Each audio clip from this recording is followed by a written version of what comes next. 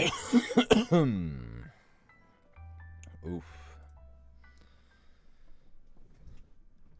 Good evening, my friends. My name is Isaac. Welcome to Bohemian Café, special evening edition, Storytime with Isaac.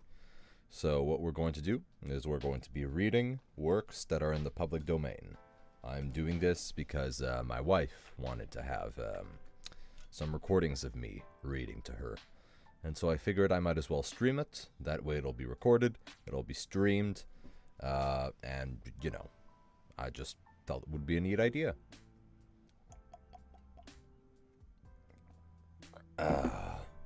Without further ado, let us begin. We are reading Alexandre Dumas' The Three Musketeers. Author's Preface, in which it is provided that, notwithstanding their names ending in O's and is, the heroes of the story which we are about to have the honor to relate to our readers have nothing mythological about them. A short time ago, while making researches in the Royal Library for my history of Louis XIV, I stumbled by chance upon the memoirs of Monsieur d'Artagnan, printed, as were most of the works of that period in which authors could not tell the truth without the risk of a residence more or less long in the Bastille, at Amsterdam, by Pierre Rouge. The title attracted me. I took them home with me, with the permission of the guardian, and devoured them. It is not my intention here to enter into an analysis of this curious work, and I shall satisfy myself with referring such of my readers as appreciate the pictures of the period to its pages. They will therein find portraits penciled by the hand of a master, and although these squibs may be, for the most part, traced upon the doors of barracks and the walls of cabarets, they will not find the likeness of Louis XIII, Anne of Austria, Richelieu, Mazarin, and the courtiers of the period, less faithful than in the history of Monsieur Anquetil. But it is well known, what strikes the capricious mind of the poet is not always what affects the mass of readers. Now, while admiring, as others doubtless will admire, the details we have to relate, our main preoccupation concerned a matter to which no one before ourselves had given a thought. D'Artagnan relates that on his first visit to Monsieur de Tréville, captain of the King's Musketeers, he met in the antechamber 3 young men, serving in the illustrious corps into which he was soliciting the honor of being received, bearing the names of Athos, Porthos, and Aramis. We must confess these 3 strange names struck us, and it immediately occurred to us that they were but pseudonyms, under which D'Artagnan had disguised names perhaps illustrious, or else that the bearers of these borrowed names had themselves chosen them on the day in which, from caprice, discontent, or want of fortune, they had donned the simple musketeer's uniform. From the moment we had no rest till we could find some trace in contemporary works of these extraordinary names which had so strongly awakened our curiosity. The catalogue alone of the books we read with this object would fill a whole chapter, which, although it might be very instructive, would certainly afford our readers but little amusement. It will suffice, then, to tell them that at the moment at which, discouraged by so many fruitless investigations, we were about to abandon our search, we at length found, guided by the counsels of our illustrious friend Paulin Paris, a manuscript in folio, endorsed 4772 or 4773, we do not recollect which, having for title Memoire of the Comte de la Fère, touching some events which passed in France toward the end of the reign of King Louis XIII and the commencement of the reign of King Louis XIV. It may be easily imagined how great was our joy when, in turning over this manuscript, our last hope, we found at the 20th page the name of Athos, at the 27th the name of Porthos, and at the 31st the name of Aramis. The discovery of a completely unknown manuscript at a period in which historical science is carried to such a high degree appeared almost miraculous.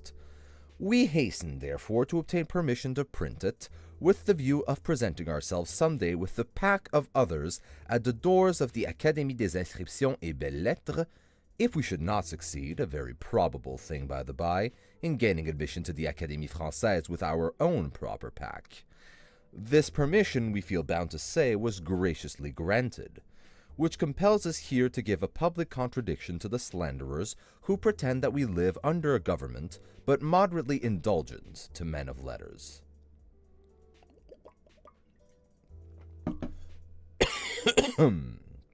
Excuse me.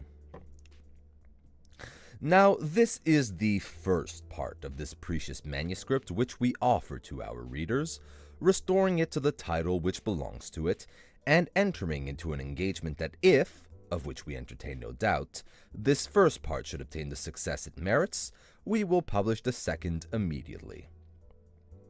In the meanwhile, as the Godfather is a second father, we beg the reader to lay to our account, and not to that of Comte de la Fère, the pleasure or the ennui he may experience. Excuse me. This being understood, let us proceed with our history. Chapter 1. The Three Gifts of D'Artagnan the Elder. On the first Monday of the month of April 1626, the market town of Meung, in which the author of the Romance of the Rose was born, appeared to be in as perfect a state of revolution as if the Huguenots had just made a second Rochelle of it. Many citizens, seeing the women flying towards the grand street, leaving their children crying at the open doors, hastened to don the cuirass, and supporting their somewhat uncertain courage with a musket or a partisan, directed their steps toward the hostelry of the Jolly Miller, before which was gathered, increasing every minute, a compact group, vociferous and full of curiosity. In those times panics were common, and few days passed without some city or other registering in its archives an event of this kind. There were nobles, who made war against each other. There was the king, who made war against the cardinal. There was Spain, which made war against the king. Then, in addition to these concealed or public, secret or open wars, there were robbers, mendicants, Huguenots, wolves, and scoundrels who made war upon everybody. The citizens always took up arms readily against thieves, wolves, or scoundrels, often against nobles or Huguenots, sometimes against the king, but never against the cardinal or Spain. It resulted then from this habit that on the said first Monday of April 1626, the citizens, on hearing the clamor, and seeing neither the red and yellow standard nor the livery of the Duc de Richelieu, rushed toward the hostel of the Jolly Miller. When arrived there, the cause of the hubbub was apparent to all. A young man, we can sketch his portrait at a dash. Imagine to yourself a Don Quixote of 18. A Don Quixote without his corselet, without his coat of mail, without his cuisse, a Don Quixote clothed in a woolen doublet, the blue color of which had faded into a nameless shade between lees of wine and a heavenly azure. Face long and brown, high cheekbone, a sign of sagacity, the maxillary muscles enormously developed, an infallible sign by which a Gascon may always be detected, even without his cap. And our young man wore a cap set off with a sort of feather, the eye open and intelligent, the nose hooked, but finely chiseled. Too big for a youth, too small for a grown man, an experienced eye might have taken him for a farmer's son upon a journey, had it not been for the long sword which, dangling from a leather baldric, hit against the cowls of its owners as he walked, and against the rough side of his steed when he was on horseback. For our young man had a steed, which was the observed of all observers. It was a Béarn pony, from 12 to 14 years old, yellow in its hide, without a hair in his tail, but not without windgalls on his legs, which, though going with his head lower than his knees, rendering a martingale quite unnecessary, contrived nevertheless to perform his 8 leagues a day. Unfortunately, the qualities of this horse were so well concealed under his strange-colored hide and his unaccountable gait, that at a time when everybody was a connoisseur in horse-flesh, the appearance of the aforesaid pony at Meung, which place he had entered about a quarter of an hour before by the gate of Beaugency, produced an unfavorable feeling which extended to his rider. And this feeling had been more painfully perceived by young D'Artagnan, for so was the Don Quixote of this second Rocinante named. For this not being able to conceal from himself the ridiculous appearance that such a steed gave him, good horseman as he was, he had sighed deeply, therefore, when accepting the gift of the pony from Monsieur d'Artagnan the elder. He was not ignorant that such a beast was worth at least 20 livres, and the words which had accompanied the present were above all price. "My son," said the old Gascon gentleman in that pure Béarn patois of which Henry IV could never rid himself. "My son, this horse was born in the house of your father about 13 years ago, and has remained in it ever since, which ought to make you love it. Never sell it. Allow it to die tranquilly and honorably of old age. And if you make a campaign with it, take as much care of it as you would of an old servant. At court, provided you have ever the honor to go there," continued Monsieur d'Artagnan the elder, "an honor to which, remember, your ancient nobility gives you the right. Sustain worthily your name of gentleman, which has been worthily borne by your ancestors for 500 years, both for your own sake and the sake of those who belong to you. By the latter, I mean your relatives and friends. Endure nothing from anyone except Monsieur the Cardinal and the King. It is by his courage, please to observe, by his courage alone, that a gentleman can make his way nowadays. Whoever hesitates for a second, perhaps, allows the bait to escape which, during that exact second, fortune held out to him. You are young. You ought to be brave for 2 reasons. The first is that you are a Gascon, and the second is that you are my son. Never fear quarrels, but seek adventures. I have taught you how to handle a sword. You have thews of iron, a wrist of steel. Fight on all occasions. Fight the more for duels being forbidden, since, consequently, there's twice as much courage in fighting. I have nothing to give you, my son, but 15 crowns, my horse, and the counsels you have just heard. Your mother will add to them a recipe for a certain balsam, which she had from a Bohemian, and which has the miraculous virtue of curing all wounds that do not reach the heart. Take advantage of all, and live happily and long. I have but one word to add, and that is to propose an example to you, not mine, for I myself have never appeared at court, and have only taken part in religious wars as a volunteer.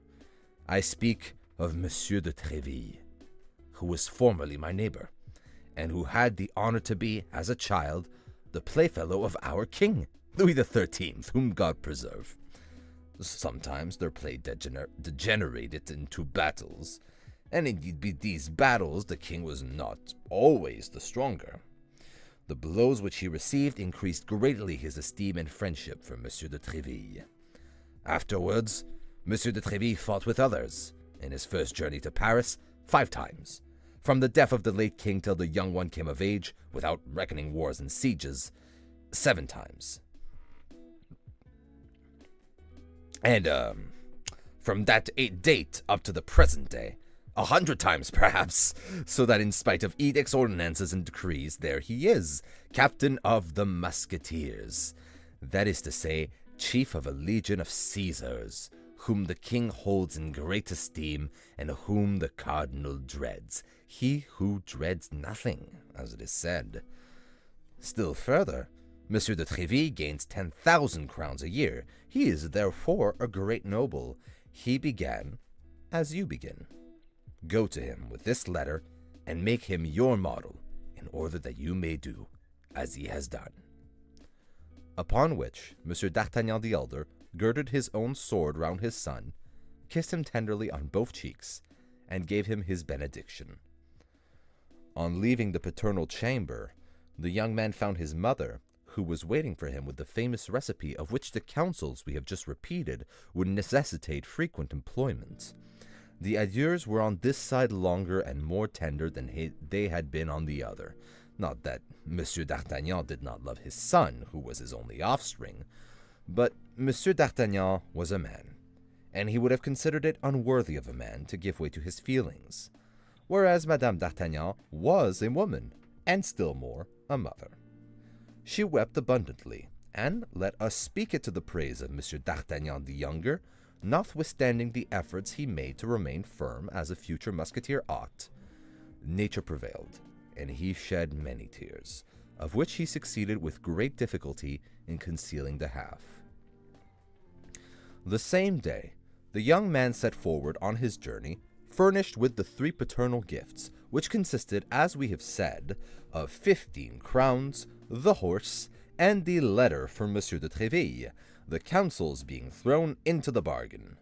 With such a vade-mecum, go with me, D'Artagnan was morally and physically an exact company of the hero of Cervantes, to whom we so happily compared him when our duty of an historian placed us under the necessity of sketching his portrait. Don Quixote took windmills for giants and sheep for armies. D'Artagnan took every smile for an insult, and every look as a provocation. Whence it resulted that from Tarbes to Meung, his fist was constantly doubled, or his hand on the hilt of his sword, and yet the fist did not descend upon any jaw, nor did the sword issue from its scabbard. It was not that the sight of the wretched pony did not excite numerous smiles on the countenances of passers-by, but as against the side of this pony rattled a sword of respectable length, and as over the sword gleamed an eye rather ferocious than haughty, these passers-by repressed their hilarity, or if hilarity prevailed over prudence, they endeavored to laugh only on one side, like the masks of the ancients. D'Artagnan, then, remained majestic and intact in his susceptibility, till he came to this unlucky city of Meung. But there, as he was alighting from his horse at the gate of the Jolly Miller, without anyone, host, waiter, or hostler, coming to hold his stirrup or take his horse, D'Artagnan spied through an open window on the ground floor a gentleman, well made and of good carriage, although of rather a stern countenance, talking with 2 persons who appeared to listen to him with respect. D'Artagnan fancied quite naturally, according to his custom, that he must be the object of their conversation, and listened. This time D'Artagnan was only in part mistaken. He himself was not in question, but his horse was. The gentleman appeared to be enumerating all his qualities to his auditors, and as I have said, the auditors seeming to have great deference for the narrator, they every moment burst into fits of laughter. Now, as a half-smile was sufficient to awaken the irascibility of the young man, the effect produced upon him by this vociferous mirth may be easily imagined. Nevertheless, D'Artagnan was desirous of examining the appearance of this impertinent personage who ridiculed him. He fixed his haughty eye upon the stranger, and perceived the man from 40 to 45 years of age, with black and piercing eyes, pale complexion, a strongly marked nose, and a black and well-shaped moustache.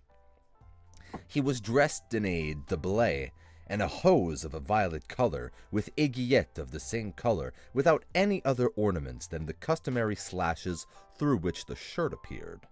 This doublet and hose, though new, were creased like traveling clothes for a long time packed in a portmanteau.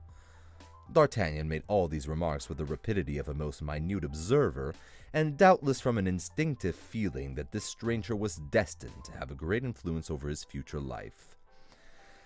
Now, as at the moment in which D'Artagnan fixed his eyes upon the gentleman in the violet doublet, the gentleman made one of his most knowing and profound remarks respecting the Béarnese pony, his 2 auditors laughed even louder than before, and he himself, though contrary to his custom, allowed a pale smile, if I may allow to use such an expression, to stray over his countenance. This time, there could be no doubt, D'Artagnan was really insulted. Full, then, of this conviction, he pulled his cap down over his eyes, and endeavoring to copy some of the court airs he had picked up in Gascony among young traveling nobles, he advanced with one hand on the hilt of his sword and the other resting on his hip. Excuse me.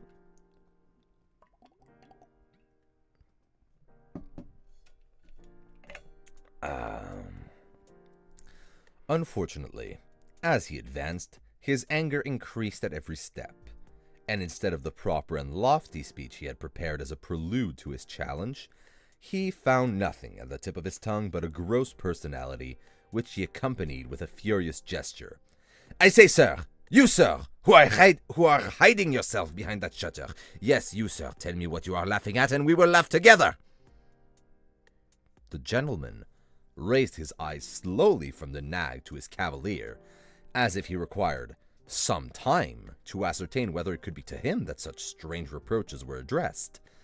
Then, when he could not possibly entertain any doubt of the matter, his eyebrows slightly bent, and with an accent of irony and insolence impossible to be described, he replied to D'Artagnan, "I was not speaking to you, sir." "But I am speaking to you," replied the young man, additionally exasperated with this mixture of insolence and good manners, of politeness and scorn.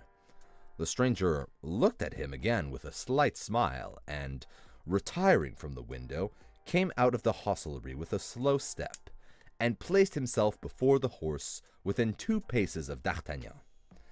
His quiet manner and the ironical expression of his countenance redoubled the mirth of the persons with whom he had been talking, and who still remained at the window. D'Artagnan, seeing him approach, drew his sword at a foot out of the scabbard. This horse is decidedly, or rather has been in his youth, a buttercup," resumed the stranger, continuing the remarks he had begun, and addressing himself to his auditors at the window, without paying the least attention to the exasperation of D'Artagnan, who, however, placed himself between him and them.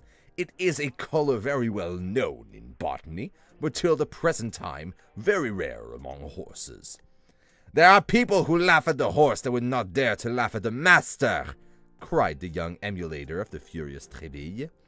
"I do not often laugh, sir," replied the stranger, "as you may perceive by the expression of my countenance, but nevertheless I retain the privilege of laughing when I please." "And I," cried D'Artagnan, "will allow no man to laugh when it displeases me." "Indeed, sir," continued the stranger, more calm than ever. "Well, that is perfectly right." And turning on his heel, was about to re-enter the hostelry by the front gate, beneath which D'Artagnan, on arriving, had observed a saddled horse. But D'Artagnan was not of a character to allow a man to escape him thus who had the insolence to ridicule him. He drew his sword entirely from the scabbard, and followed him, crying, "Turn, turn, Master Joker, lest I strike you from behind." "Strike me," said the other, turning on his heels and surveying the young man with as much astonishment as contempt. "Why, my good fellow, you must be mad." Then in a suppressed tone, as if speaking to himself, "This is annoying," continued he. "What a godsend this would be for his majesty, who is seeking everywhere for brave fellows to recruit for his musketeers." He had scarcely finished when D'Artagnan made such a furious lunge at him that if he had not sprung nimbly backward, it is probable he would have jested for the last time. The stranger, then perceiving that the matter went beyond raillery, drew his sword, saluted his adversary, and seriously placed himself on guard.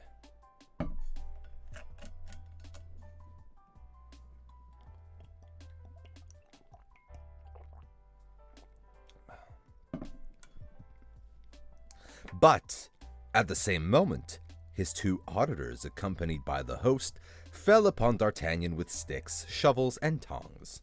This caused so rapid and complete a diversion from the attack that D'Artagnan's adversary, while the latter turned round to face this shower of blows, sheathed his sword with the same precision, and instead of an actor, which he had nearly been, became a spectator of the fight, a part in which he acquitted himself with his usual impassiveness, muttering, nevertheless, "A plague upon these Gascons! Replace him on his horned horse, and let him be gone." "Not before I have killed you, poltroon!" cried D'Artagnan, making the best face possible, and never retreating one step before his three assailants, who continued to shower blows upon him. "Another Gasconade," murmured the gentleman. "By my honor, these Gascons are incorrigible. Keep up the dance, then, since he will have it so. When he is tired, he will perhaps tell us that he has had enough of it." But the stranger knew not the headstrong personage he had to do with. D'Artagnan was not the man ever to cry for quarter. The fight was therefore prolonged for some seconds, but at length D'Artagnan dropped his sword, which was broken in two pieces by the blow of a stick. Another blow full upon his forehead at the same moment brought him to the ground, covered with blood, and almost fainting.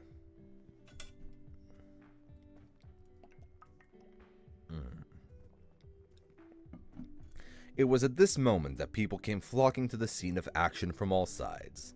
The host, fearful of consequences, with the help of his servants, carried the wounded man into the kitchen, where some trifling attentions were bestowed upon him.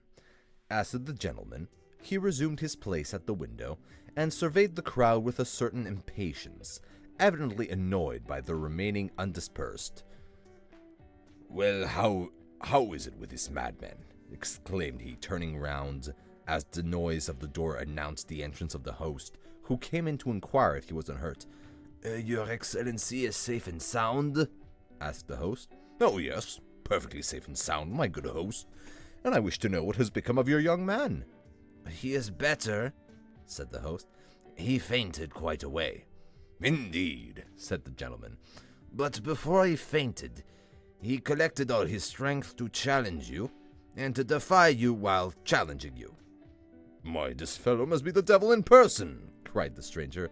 "Oh, no, your Excellency, he is not the devil," replied the host with a grin of contempt, "for during his fainting we rummaged his valise, and found nothing but a clean shirt and 11 crowns, which, however, did not prevent his saying, as he was fainting, that if such a thing had happened in Paris, you should have instantly repented of it, while here you would only have cause to repent of it at a later period." "Then," said the stranger coolly, "he must be some prince in disguise." "I have told you this, good sir," resumed the host, "in order that you may be on your guard." "Did he name no one in his passion?" "Oh, yes. He struck his pocket and said, 'We shall see what Monsieur de Tréville will think of this insult offered to his protégé.'" "Monsieur de Tréville," said the stranger, becoming attentive. "He put his hand upon his pocket while pronouncing the name of Monsieur de Tréville. Now, my dear host, while your young man was insensible, you did not fail, I am quite sure, to ascertain what that pocket contained. What was there in it?" "A letter addressed to Monsieur de Tréville, captain of the Musketeers." "Indeed? Exactly as I have the honor to tell your Excellency."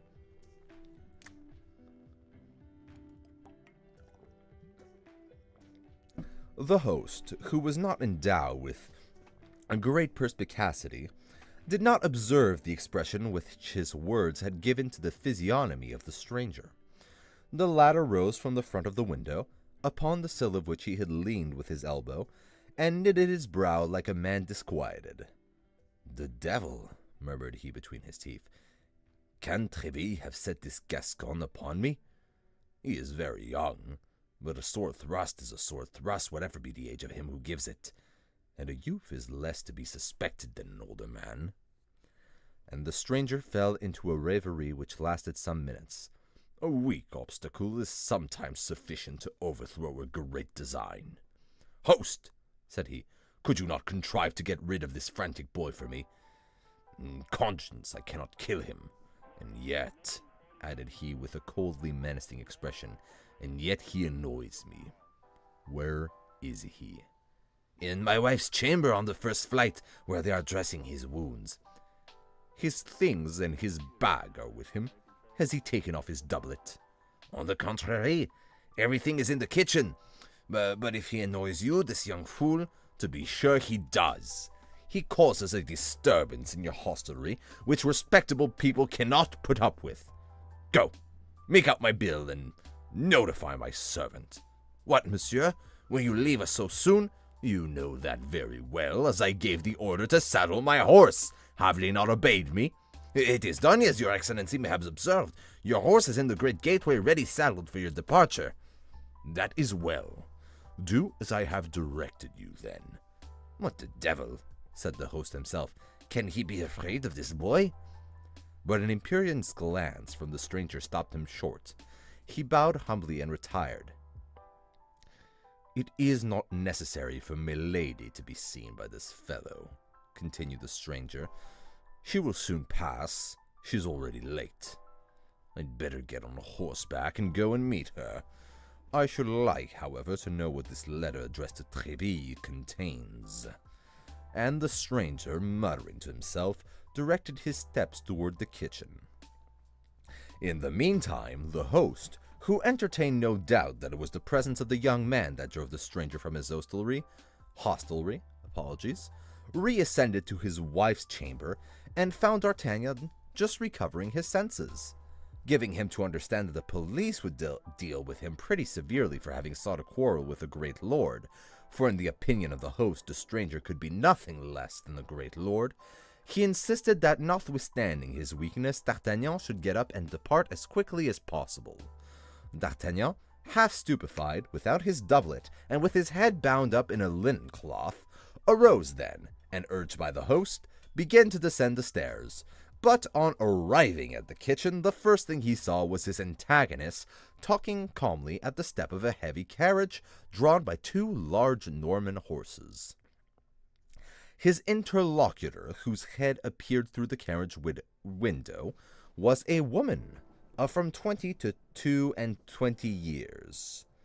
We have already observed with what rapidity D'Artagnan seized the expression of a countenance. He perceived then at a glance that this woman was young and beautiful, and her style of beauty struck him more forcibly from it being totally different from that of the southern countries in which D'Artagnan had hitherto resided. She was pale and fair, with long curls falling in profusion over her shoulders, had large blue languishing eyes, rosy lips, and hands of alabaster. She was talking with great animation with the stranger. "His Eminence then orders me," said the lady, "to return instantly to England and to inform him as soon as the Duke leaves London." "And as to my other instructions?" asked the fair traveler. "They are contained in this box, which you will not open until you are on the other side of the channel." "Very well. And you, what will you do?" I return to Paris."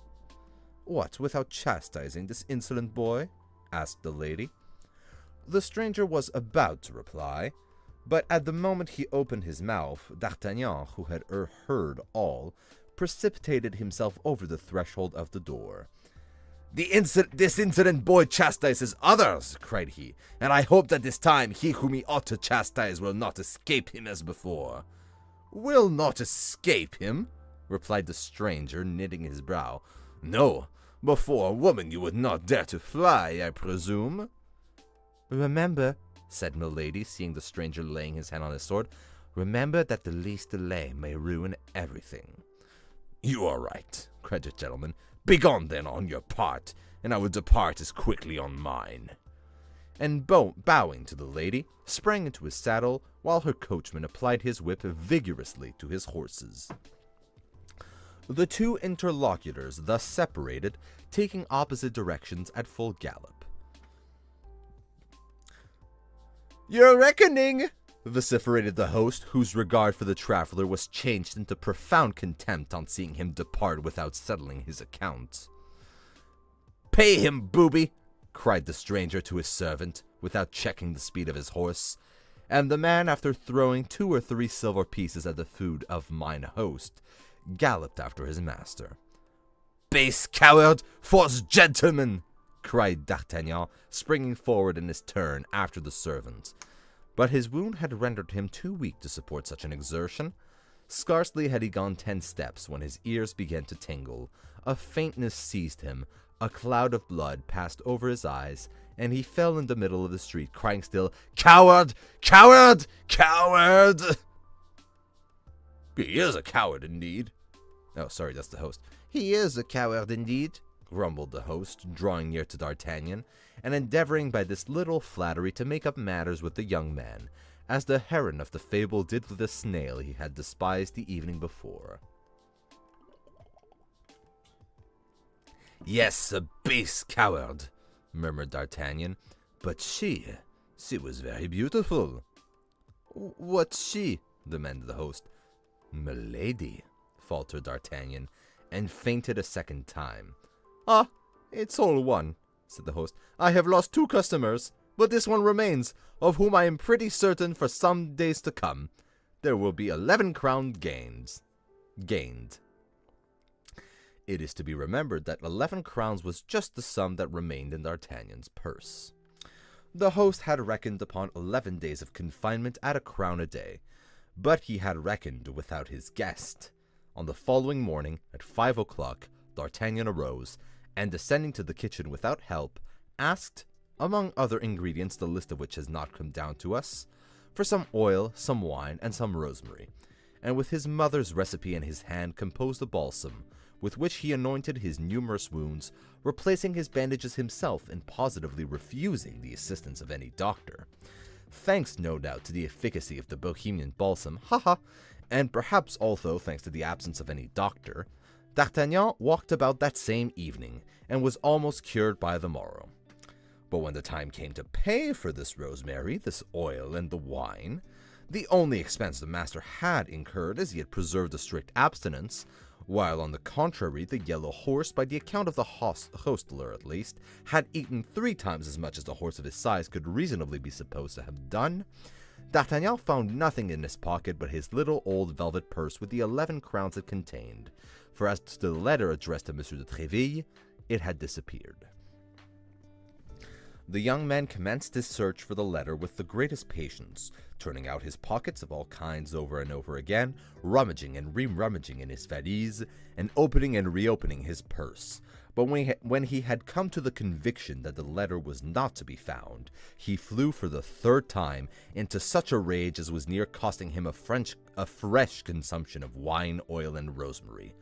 For upon seeing this hot-headed youth become exasperated and threaten to destroy everything in the establishment if his letter were not found, the host seized a spit, his wife a broom handle, and the servants the same stick they had used the day before. "My letter of recommendation!" cried D'Artagnan. "My letter of recommendation, or the holy blood, I will split you all like ortolans!" Unfortunately, there was one circumstance which created a powerful obstacle to the accomplishment of his threat, which was, as we have related, that his sword had been in his first conflict broken in 2, and which he had entirely forgotten. Hence it resulted that when D'Artagnan proceeded to draw his sword in earnest, he found himself purely and simply armed with a stump of a sword, about 8 or 10 inches in length, which the host had carefully placed in the scabbard. As to the rest of the blade, the master had slyly put that on one side to make himself a larding pin. But this deception would probably not have stopped our fiery young man if the host had not reflected that the reclamation which his guest made was perfectly just. "But after all," said he, lowering the point of his spit, "where is this letter?" "Yes, where is this letter?" cried D'Artagnan. "In the first place, I warn you that the letter is from M. de Tréville, and it must be found, or if it be not found, he will know how to find it." This threat completed the intimidation of the host. After the king and the cardinal, M. de Tréville was the man whose name was perhaps most frequently repeated by the military and even by citizens. There was, to be sure, Father Joseph, but his name was never pronounced but with a subdued voice, such was the terror inspired by his Grey Eminence, as the cardinal's familiar was called. Throwing down his spit and ordering his wife to do the same with her broom handle and the servants with their sticks, he set the first example of commencing an earnest search for the lost letter. "Does the letter contain anything valuable?" demanded the host after a few minutes of useless investigations.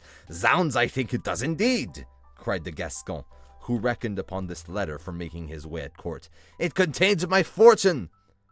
"Bills upon Spain?" asked the disturbed host. "Bills upon his majesty's private treasury," answered D'Artagnan, who, reckoning upon entering into the king's service in consequence of this recommendation, believed he could make this somewhat hazardous reply without telling of a falsehood. "The devil!" cried the host at his wit's end. But it's of no importance, continued D'Artagnan with natural assurance. It's of no importance.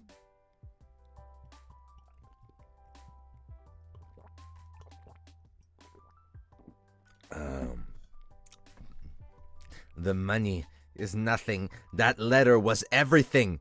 I would rather have lost 1,000 pistoles than have lost it. He would not have risked more if he had said 20,000, but a certain juvenile modesty restrained him. A ray of light all at once broke upon the mind of the host, as he was giving himself to the devil upon finding nothing. "That letter is not lost!" cried he. "What?" cried D'Artagnan. "No, it has been stolen from you." "Stolen? By whom?" "By the gentleman who was here yesterday. He came down into the kitchen where your double was. He remained there some time alone. I would lay a wager he has stolen it." "Do you think so?" answered D'Artagnan, but little convinced that he knew better than anyone else how entirely personal the value of this letter was, and saw nothing in it likely to tempt cupidity.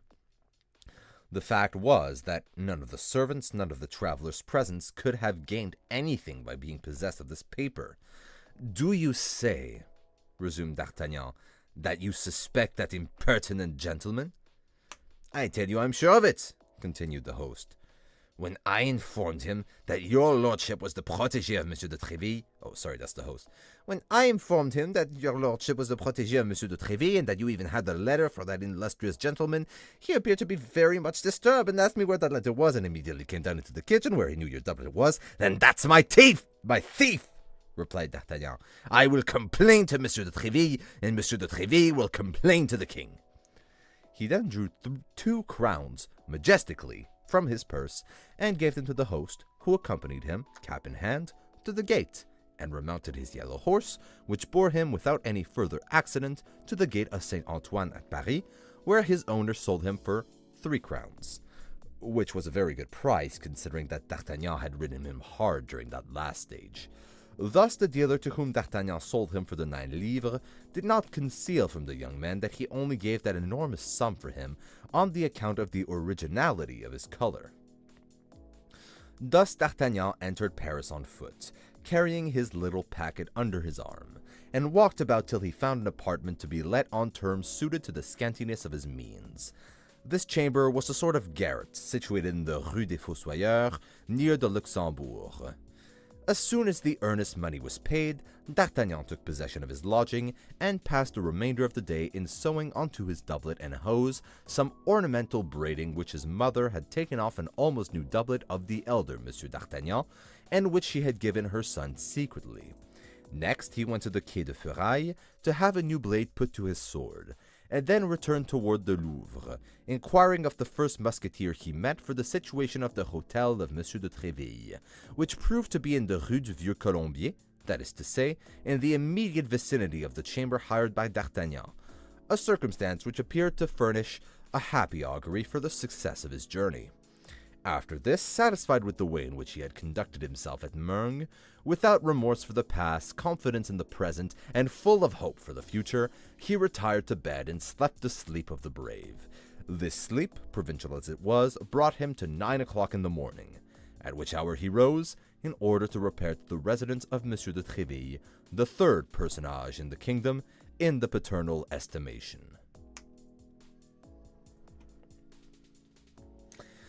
Footnote on Milady's name.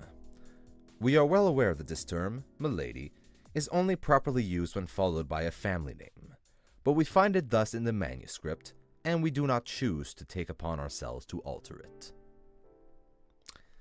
End of chapter 1. And that has been Storytime with Isaac. For tonight, we have read the first chapter of The 3 Musketeers, and with that, I bid you all good night, and I will see you at 5 a.m. for